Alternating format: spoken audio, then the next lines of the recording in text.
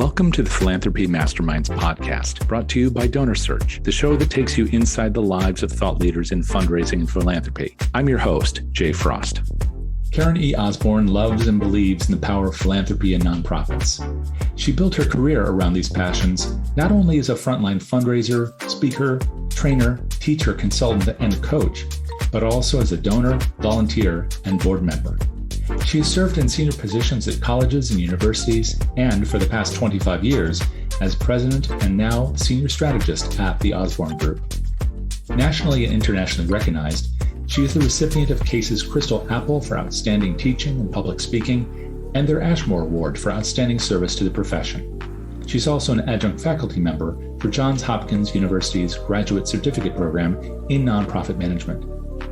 Karen is additionally a published author. Her first novel, Getting It Right, debuted in 2017, followed by the thriller Tangled Lies in 2021. Her third novel, Reckonings, will be released this summer. So let's just begin with where things always begin, which is in the Bronx. I know you've talked about this with others, but can you paint us a picture? Absolutely. So we grew up in the Bronx. My father and my aunt, they bought a house together. And so we lived downstairs and they lived upstairs, and the basement was shared. It was a big, big, big basement. And then the only grass was a little plot in the front of the house that my aunt cultivated and planted and stuff. And everything else was concrete. But it was a neighborhood of strivers. Everybody was an immigrant. They were from some Caribbean island, and everybody was your dad or your mom. So you could get, I was sneaking across the avenue, and some man grabbed me by my collar and stalked me back home and put me in front of now today that couldn't happen, but put me in front, rang the bell, and said, "I caught her crossing, and I don't think you let her do that." And sure enough, my mother and father said, thank you, and pulled me inside. Wow. So you had to be on your P's and Q's because everybody in the neighborhood, and they were also, what was very interesting is that they all had what was considered good government jobs. So it was a working class, they were firemen and, garbage collectors and, worked on the subway. And my dad was the only person we knew, Bob and I, my husband Bob and I grew up together. And he was the only person we knew that had a college degree. And so we were like, we were going to do better than my dad. We were both going to go to college and we were going to make more money than he did. And we were going to just do better than my dad. Let's just jump into that for a minute. That's really interesting. So was that something that came from yourself and I guess in Bob's world, Bob's mind, or was that something that your parents also instilled in you, do better than us? They were not the best parents in the world, my mom and dad. So my dad, he didn't want us, he wanted us to do well, but he was always disappointed. He was always disappointed. We never measured up. And my mom was always incredulous. Like, oh, really? You got a B? Huh? Wow. Well, who'd have thought? And my dad was, but Bob's parents were just the opposite. Bob's parents, who were not as educated as my dad at all, again, working class folks, but they told Bob he could be anything he wanted to be, that he was smart and he was successful. So it didn't matter what the school counselor said, who told him that don't even try to go to college, you're not college material. So I borrowed a lot from Bob and Bob's parents because they were supportive. They just thought their sons were great and they could be anything and do anything. And I trust you. And my parents were less trusting, so yeah, thank you, Bob. Now, I know storytelling was a huge part of your life, and you've told that, and I do want to give you the opportunity to talk about when that started. But it kind of begs the question, for many of us, our parents either did or didn't read to us. They did or did not tell stories to us. but you've just described the neighborhood as one where people can grab you by the scruff of the neck and bring you back home. So I know you'll tell us where storytelling began for you, but where do you first see it and learn it? And when did that become a part of your life? Was that in the bedroom being read to or something else? It was my dad again. He believed in books. He loved books. And we couldn't afford to buy books. So I only got books on Christmas. Every Christmas, he would buy me 5 or 6 classics, something that he thought I should read. But we went to the library. I walked myself to the local library, which was a terrible little library. It wasn't a well-to-do neighborhood, and so the library had limited books. So I read every book in my age group in the library. You could take 7 books and you could bring them home, and then you couldn't, get any 7 more books until you took those back. And I lived in the library, and the library took me to places. It took me to, it's such a typical story, but the library just helped me escape. So my parents never read to me, but they expected me to read. And they gave me access to books, and I love to read. I read everything, as much as I could possibly read. And my father, by buying me the classics, exposed me to good writing. Because I didn't always pick out books that were good writing. I picked out whatever caught my eye, whatever was interesting to me. But he made sure that I read books that were well written, and he would ask me about them. He'd say, well, tell me about this book. What was the main theme? What was going on in the story? It was like a little, quiz on my books. I can remember once going up into the bathroom and trying to finish the book because I knew he was going to ask me. And he'd say, where are you? And I'd say, oh, I'll be out in a minute. Because I knew there was a test. Wow. That's interesting, too, because that dynamic about parents who obviously give us in their own way a gift, whether or not we're willing to receive it. But sometimes that causes a little bit of a friction. And so when it comes to writing, for some of us, it means we double down. We actually go to that place where our parents found joy or fulfillment in writing. But for others of us, it means we rejected that kind of work or that kind of writing or that kind of story for something else. So which was it for you? Which stories appealed to you most when you were starting this journey? I can't remember ever reading a book that I didn't enjoy. Now, I can as an adult, but as a child, there was no book that wasn't wonderful, that wasn't, I can still remember reading Rebecca, and I can still remember reading Nancy Drew, and I can still remember, there wasn't any books that disappointed me. And I passed that all on to my children. I read to my children every day till they said to me, Mom, we're really too old for this. We're so sorry. And we hate to tell you this, but we'd rather just go by ourselves and read. How old they were like they? 9 and 10. Oh, 9 and 10. They were 9 and 10 when they revolted. They revolted. The last book we read together was Watership Down. Oh, really? Okay. Yeah. That was our last book together when they told me it's just so much more fun to read by ourselves. But we're so sorry, Mom. We don't want you to be sad, but we don't want to read with you anymore. And then I passed that down to our grandchildren. So we have a family of readers and writers. My son is a writer. My grandsons are writers. So writing is obviously a big part of this, but the storytelling, I guess, first, because even though books were a big part of your life, you've talked before with others about how you would go down to the stoop and tell these stories, and the stories were all fabrications. You'd say that, well, of course, like any great stories are made up, but you would then say that they actually happened to you. So how did that start, and did it end, or did it just transmogrify into writing? What's the story behind the story? Stories were always in my head, and characters were always in my head. And so my friends didn't want to hear them. I would say, oh, I have a story that I've been thinking about, and you want to hear it? And no. So then I said, oh, an adventure. And they said, you had an adventure? I said, yes. And then I would tell them this elaborate narrative about this thing. And then they would get a little suspicious, because sometimes the stories took me to faraway lands that I'd never been and never, seen. And so they'd go ask my big brother if it was true. And he would say no.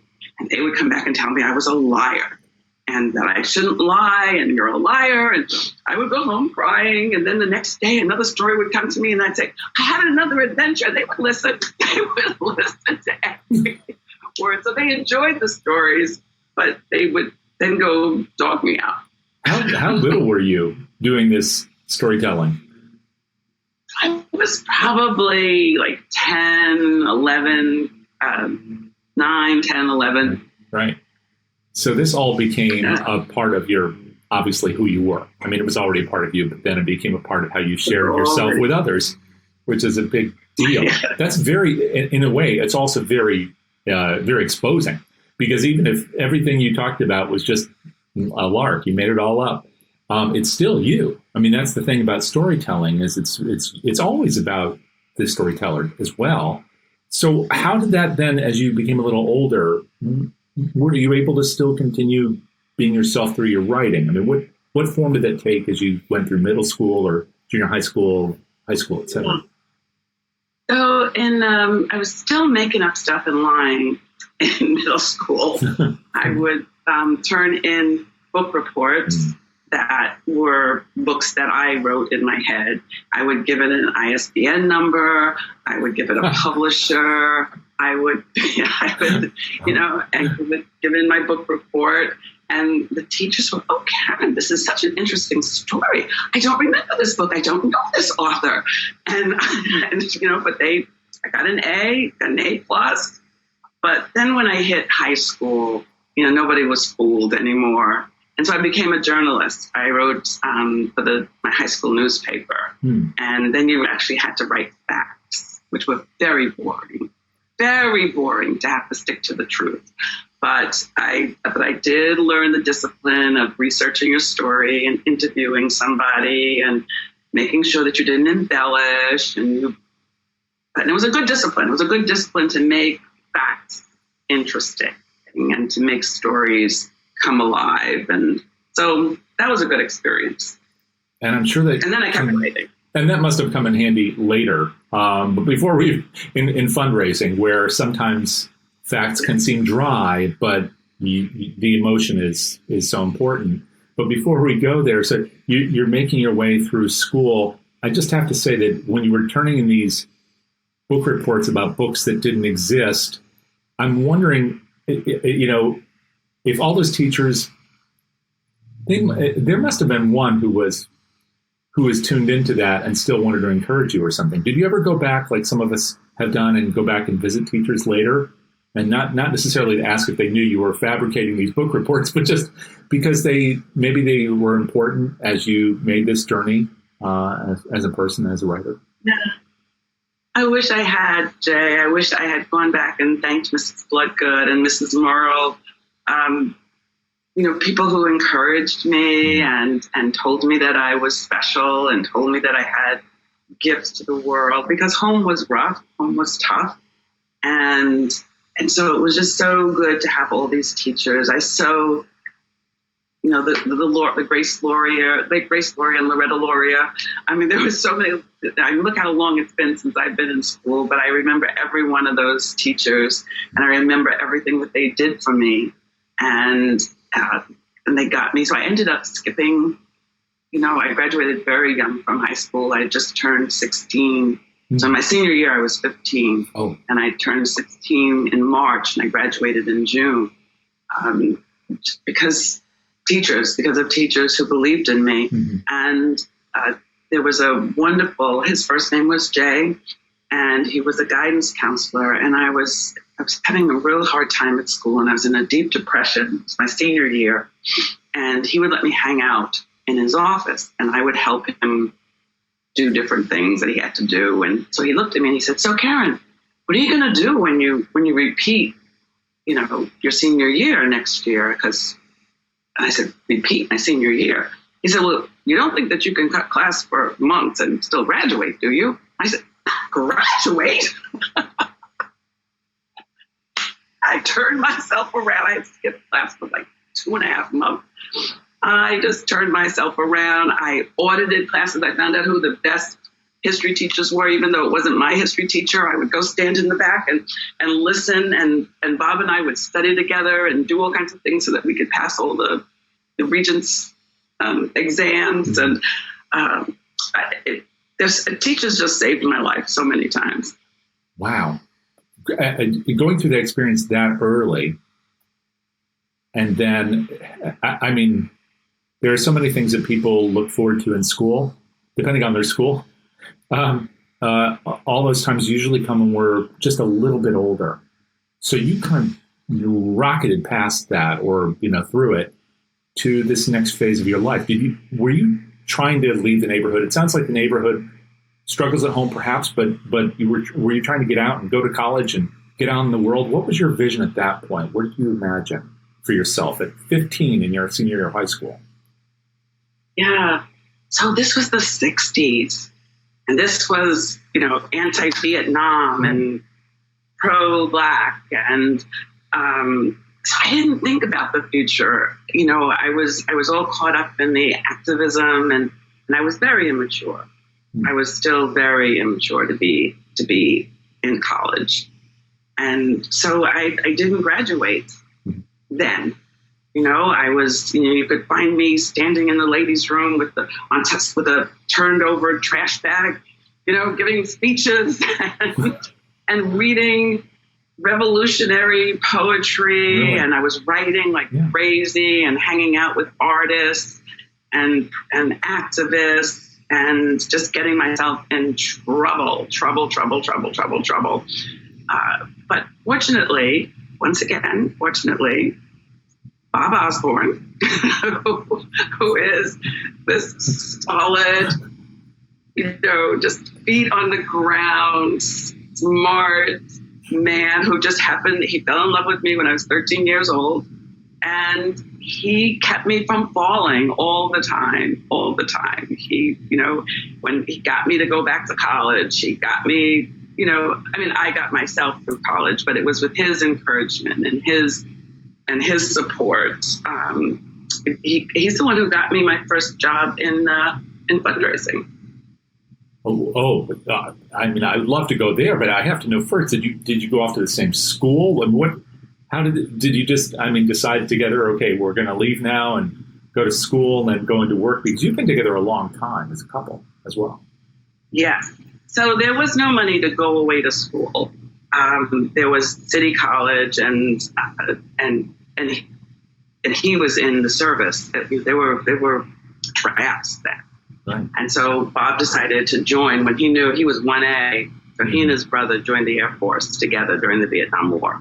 And they were away. We got married during the time he was in the Air Force. But yes, he always was going to graduate from college. I was going to graduate from college. We were going to do better than our parents. Bob had great ambition, and I was scared. I was not adventurous, but he was. So on the day he came back got out of the service, and we were going to go away to college for him. I was going to work and help him get through college, and I kept finding excuses.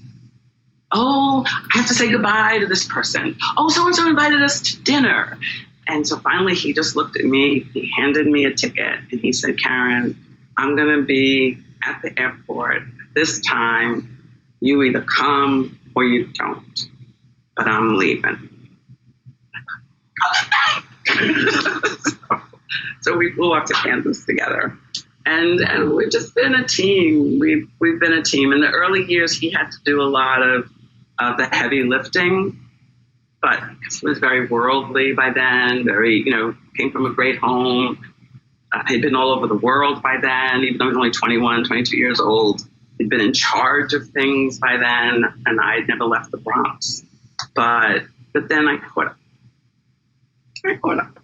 It also sounds like you were probably some fire that that fueled him, or else he wouldn't have been there. I mean, that's definitely a yin and yang kind of scenario in romance, what you just described. But then going to Kansas, I'm trying to imagine going from the Bronx to Kansas. That must have been mind blowing. It was just an amazing. People would actually ask me on the street, "Which one are you?" Well, which one are you? Because there were only 6 Black people in the whole town and the whole college. It was quite big, but you know what? In so many ways, it was a great experience because number one, we had to stand on our own 2 feet.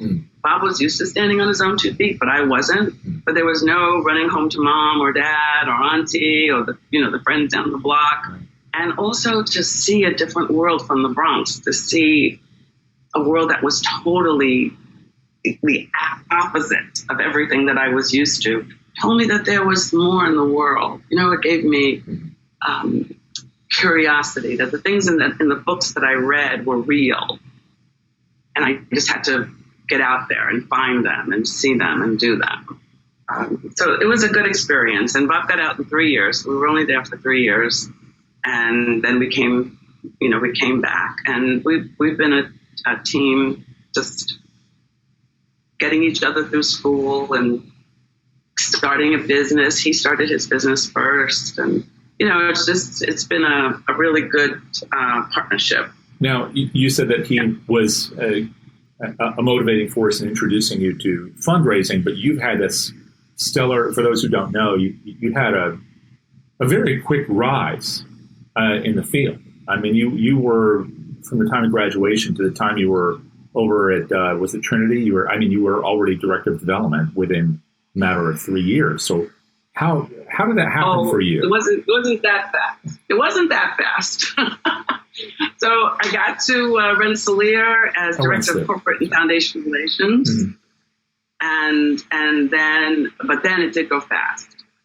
So then Bill McGoldrick, my boss, promoted me to director of major gifts. I met Jerry Panis, who you and I both have admired and had as friends, and he just filled my head with what was possible in terms of fundraising and major gift work. He made it sound so amazing, and so did Bill. And Gary Evans was my VP, and he talked about the profession as a noble profession. So all of those things taught me to love this work. So I went from director of corporate relations to director of major gifts to director of development in 8 years. Right. So is that fast? And then after 8 years, I went to VP at Trinity College, which was a wonderful experience. Because to be honest with you, I never thought that a majority institution would hire a Black woman to be a VP of advancement. And when they did hire me, I was the only one in the country at a majority institution. I know it's almost too easy a question, but I have to ask you how that felt. I mean, you were aware of that, and you decided. Well, first of all, you decided to take the role. I know it was offered to you, but you decided to take it. That's your own personal agency, which you were exhibiting your whole life. So, what did that feel like? How did you decide to do it, and what did you make of it? So Bill encouraged me.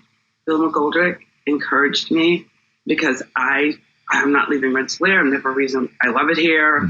This is a great job.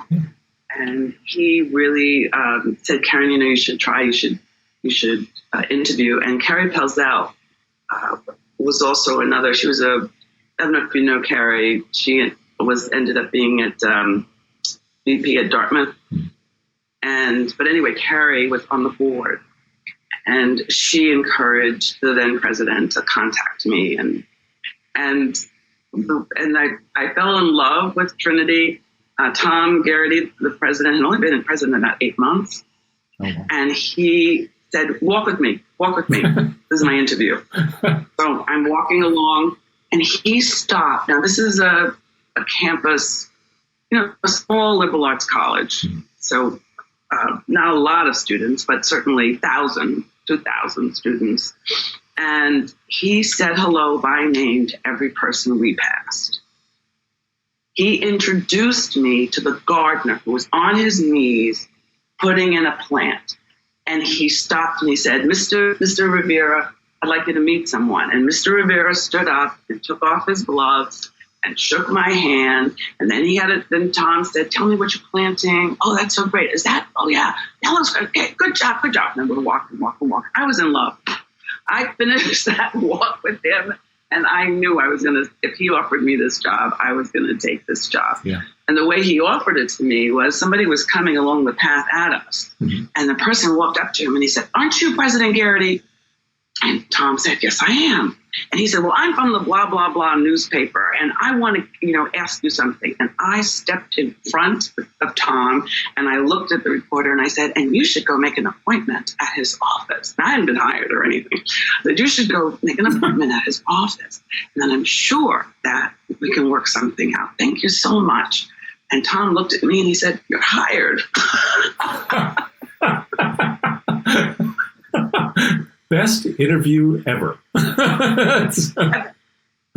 Wow. So you were there for a bit too. I mean, it was how many? 5 years. 5 years. Yeah.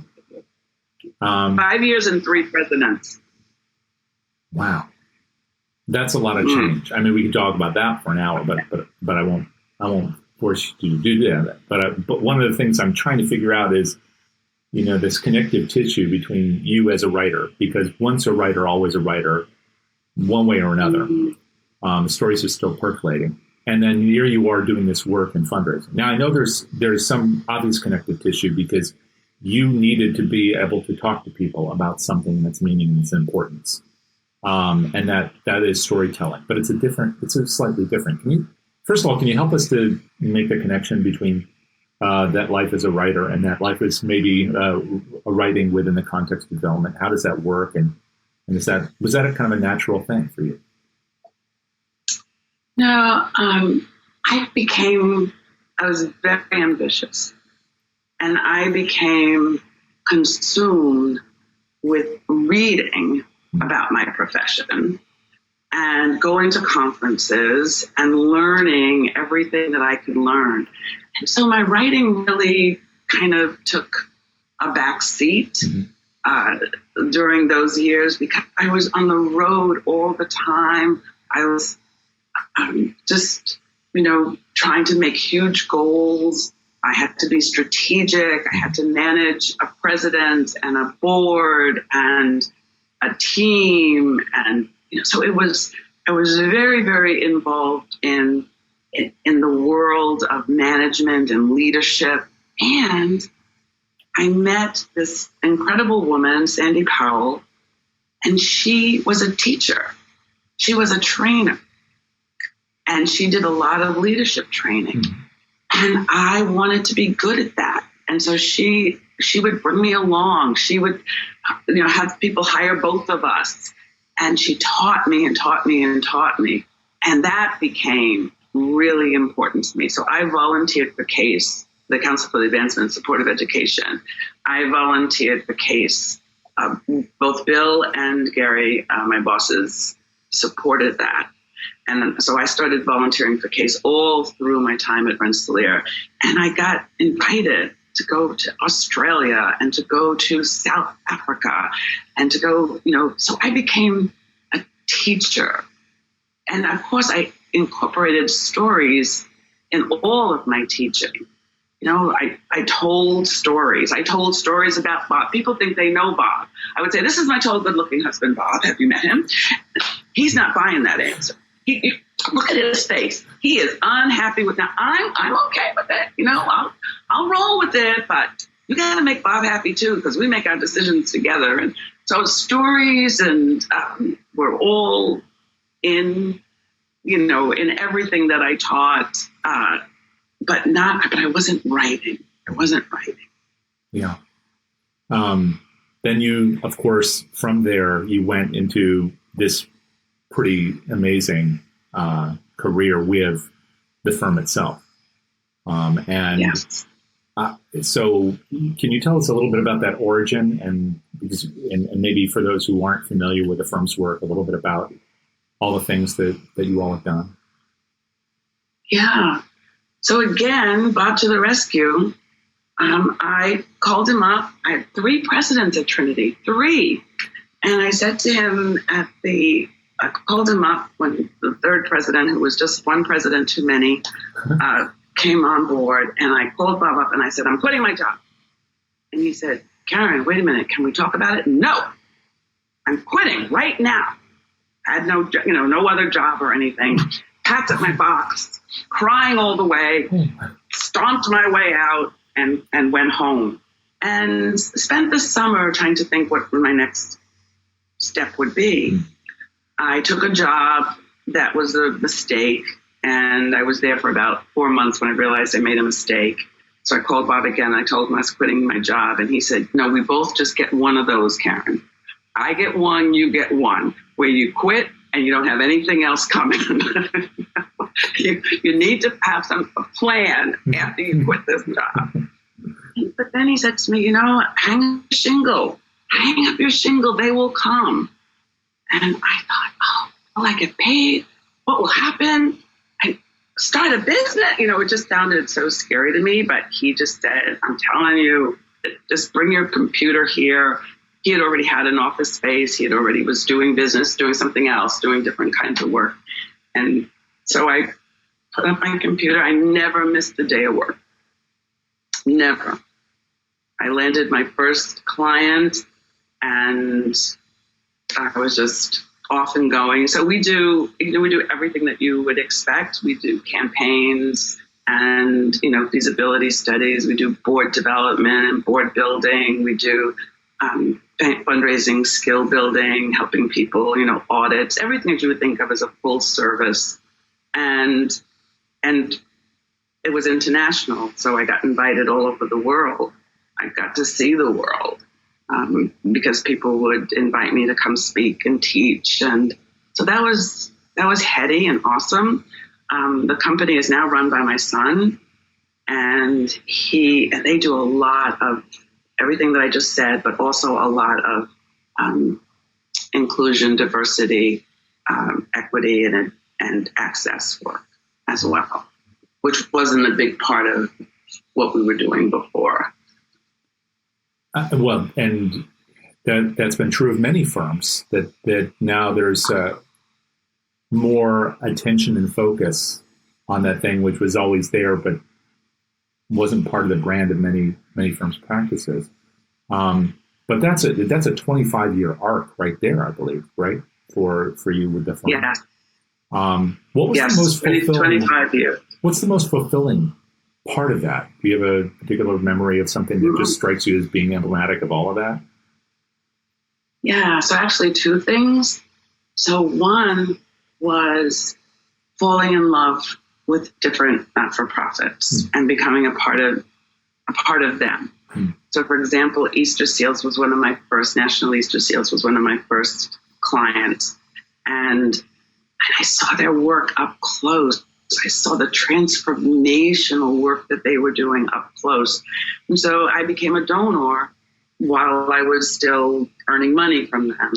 And then when they weren't a client anymore, as a big client, we'd moved on to others, I still stayed a donor. Girls Inc., Big Brothers, Big Sisters, I just fell in love with mostly organizations that helped youth. And it changed my life. It humbled me. It taught me things because I had to know them intimately to help them. And then, therefore, I would become a donor and a volunteer. And Bob used to say, they pay us, Karen. They pay us. You're not supposed to be paying them. You obviously don't know how this works. So that was transformational. I'm on Easter Seals Florida's board, state board now. So that was life changing. And the other thing that was amazing during those 25 years really was the international travel. To go to Asia, to go to almost every Western European country, to teach in Africa. It was just all over the United States, every state but Alaska. That was transformational as well, to learn cultures, to teach. I tell you, I was in Sweden, and I'm on this big stage, and there are about 300 people in the audience. And I got up and I said, okay. So when I gave them this scenario, and I said, so who's got a great answer? So I said, come on, people. You can't let me die up here by myself. Who's got a really great answer? So I said, okay, I have done something wrong. Somebody needs to talk to me. His hand goes up. I said, yes. And she says, Karen, we're basically communists here. And so when you say who has a great answer, we never want to put our nose up above anybody else because, we're all equal. I said, oh, okay. Who has an answer that everybody's thinking, but you're willing to share? And all the hands went up. But one learns cultural differences, in Asia, when I was teaching strategic conversations, and we were in Hong Kong, and the person said, I don't think that's so not Asian. That's not something we would do. And so I said, well, if you did do it, though, what could that look like? How would you make that work for you if you thought it was, a good idea? She said, I do think it's a good idea. So I said, well, then what would it sound like? And so they would, make it work for them, for their culture. And that taught me that, people are all the same, really. It's kind of, maybe it's not Asian to ask questions, but it was Asian to answer them. That there's so much commonness in the humanity, and especially in the philanthropy world, because we're all starting from a place of a good place. Mm-hmm. You were obviously totally committed to that work. It's been such a huge part of your life. At some point, you made a decision that you were going to return to your first love. I don't mean another man. Bob is still very much there. But the first career love. And was that, I know many people have talked about the travel wearing them out, or just a need to do something different or to express a voice they hadn't had a chance to. Do you remember the moment when, where you were and when you decided that you were going to make a shift? Where were you? I do. It wasn't at first a decision to make a shift. These women started talking to me, Jay, in my head. These two women, Kara and Alex, just started talking to me. They were having whole conversations. And so I was on an airplane, I was every place I went, I always had my computer with me. I'm flying to some place. I was on the road 4 days a week. I started writing their conversation down, and then I started thinking about it, and so the first book I wrote in the Delta Lounge, in the Marriott Hotel, on airplanes, just squeezing in writing time because it just bubbled up. It was just there. So my first book, Getting It Right, I finished it in a year. Lots of people write faster, but I was working and, traveling and, but then the shift happened, and it was because of travel, too much travel. I'm not embarrassed to share this story, but it was the moment I knew I had to change. So I was in the Detroit airport, and I'd been on the road all week, and it was a Friday night, and they canceled my flight. And I started to cry. Tears filled up, and I called Bob, and I said, they canceled my flight, and I can't get home. Now, I'm a mature woman at this point. My kids are out of the house. And he said, it's okay, Karen. He said, get up, stand up, stand up, stand up. He said, I'm telling you, write down the road, there's a hotel. It's right in the airport. He knew the airport because he traveled a lot too. So I'm walking down. He says, you see the hotel? Yes. Go on in. So I go in, I'm waiting online. I get to the desk and the lady says, there's no more rooms. All the rooms are taken except the presidential suite, which was some ridiculous amount of money. I was still on the phone with Bob. And Bob said, just give her your card, babe. Hand that gold. American's best card. Just give it to her. So I gave it to her and I went and I slept. And I woke up that next morning and I said, I can't do this anymore. If I'm going to fall apart as if somebody had died or somebody in my family had some horrible disease because of a canceled flight, I got to change. I got to change my life. I got to change, what I'm doing. So that's when the shift started to happen. It was I had to gradually work my way out of it and towards it. I was still learning my craft as a writer. I had to improve the book. I had so many things that I didn't know back then, but that was the moment in Detroit airport on a Friday when a snowstorm shut everything down and I lost it. Wow. So Detroit wore you out as a I guess a fundraising CEO, but it opened the door back again for you to finish the book. So that's pretty amazing. Now I also know that you have talked about that process of getting the book into print, but I did want to ask you about something a little bit different, which is you said you heard these voices in your head. And then you started letting them out. So you gave them space to breathe, which is remarkable. But every writer has different voices, perhaps, if they have the muse in their head. You have different sorts of protagonists. So in I guess this Tangled Lies, you have this the opening sequence is a woman who is mature. She's earning Social Security. She's huffing and puffing her way up the stairs to be in a place that it doesn't look like she loves, but she loves her family. So she's, I guess, tolerating this environment she's in. We haven't gotten too far to see how she ended up there, but that's where she is. And she enters the apartment, and it's pretty awful. So for anybody who's listening to this, just read the book, or at least listen to you read the first chapter, which then will lead you to get the book. But you have picked a very specific kind of protagonist. How did you choose to go there? Why did she speak to you? So Vera, unlike Alex and Kara, the protagonist in the first book, Getting It Right, the 30-somethings, I wanted to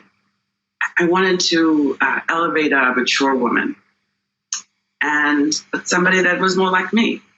And Vera came to me.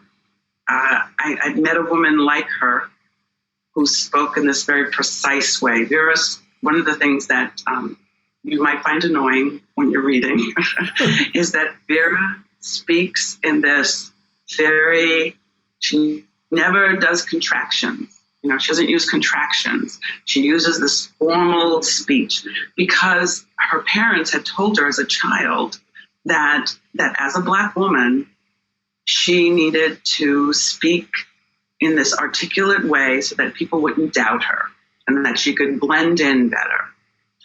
And Vera, finds her son brutally murdered, but she meets Danny. I like having characters that are different races. So in Getting It Right, there's, Kara's mixed race, Alex is white, Vera is an older Black woman, but Danny's a 25-year-old hot mess white girl.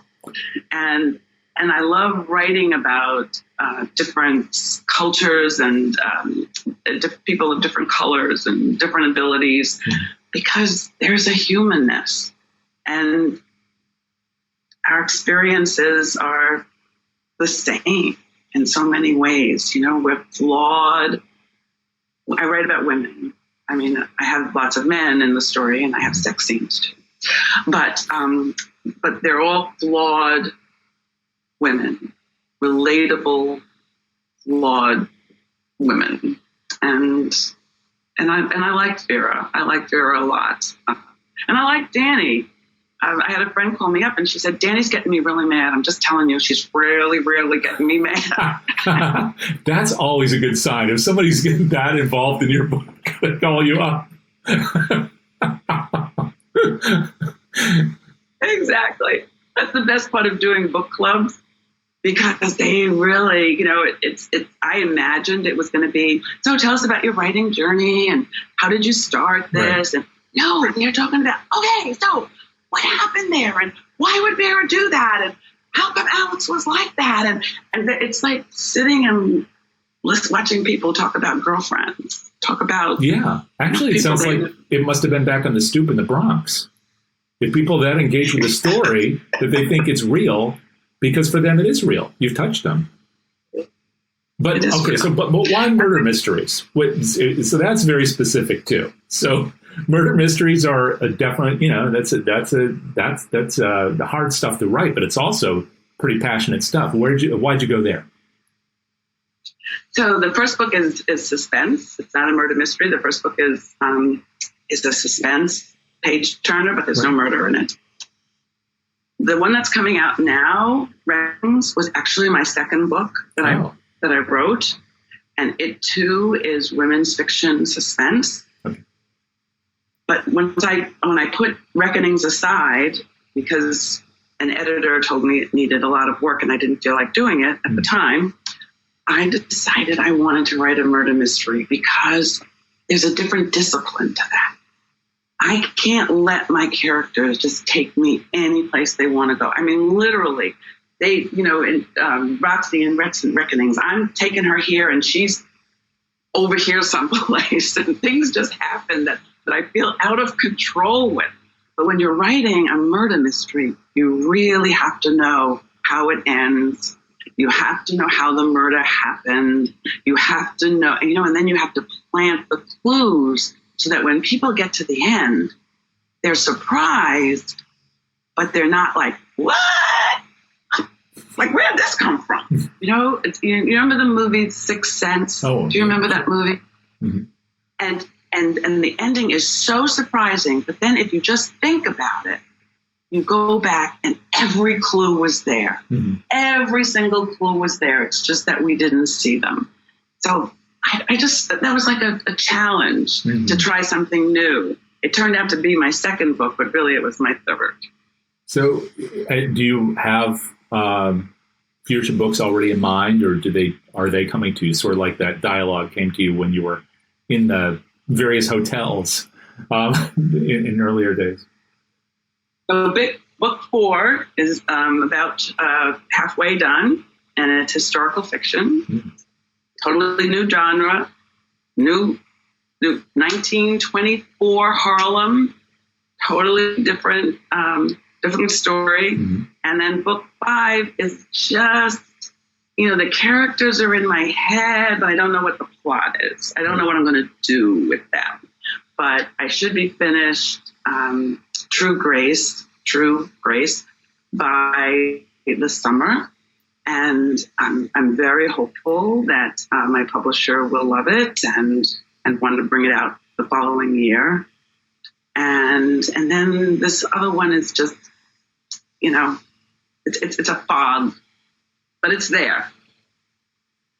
You've been an inspiration and teacher to many in this field for a long time. And it would be fair to say that the course you're taking today, and you're giving yourself space to write these books and then bring them into the world for people to read. And you also host a series of video discussions with other authors, which is another form of this generosity, where you're giving space for other people to tell their stories and what they're reading, why they're important. All of that could be inspiring to people who, like yourself, have been in the field, are in the field today, in the field of fundraising and philanthropy, and then wondering, what they might give themselves permission and space to do in the future. Do people ask you about that, and what, if anything, would you offer in the way of advice or counsel to people who are thinking about that next step for what they contribute to the work? I get a lot of would-be authors who say, oh, I've always wanted to write a book, or I started a book 10 times, over the years, and it's only this far. And the best advice I have is finish it. Finish it. Stop editing, stop critiquing yourself, stop. Just decide to finish it. Because once you get to the end, there's such a sense of satisfaction. There's such a rush. And then you can go back and you can edit it and you can make it better and you send it to beta readers and they give you advice. But you gotta finish it. And that's true for artists. I know people who have picked up painting, picked up sculpting, especially during this pandemic. So many people have turned to hear that other voice in themselves. But then they don't keep going.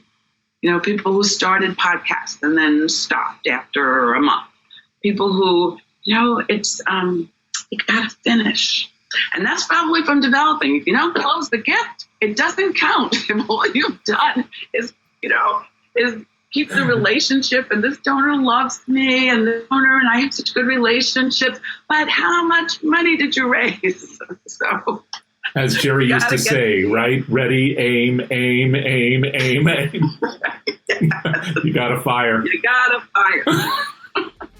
Thank you so much for this, Karen. Really, really appreciate you and everything you've done and your willingness to share all this with us. Thank you so much, Jake, for having me. The Philanthropy Masterminds podcast is underwritten by DonorSearch, the world leader in donor intelligence solutions.